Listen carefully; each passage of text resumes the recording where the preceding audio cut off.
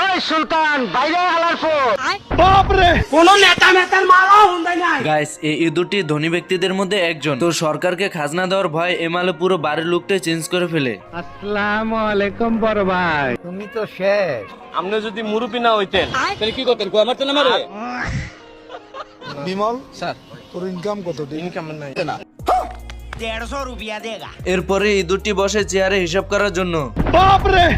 আমারে চিনচ?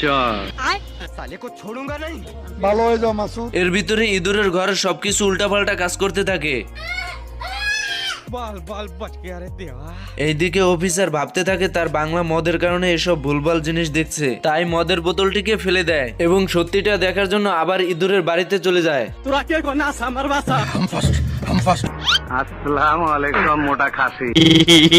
না বেটা, হইলো বেটা।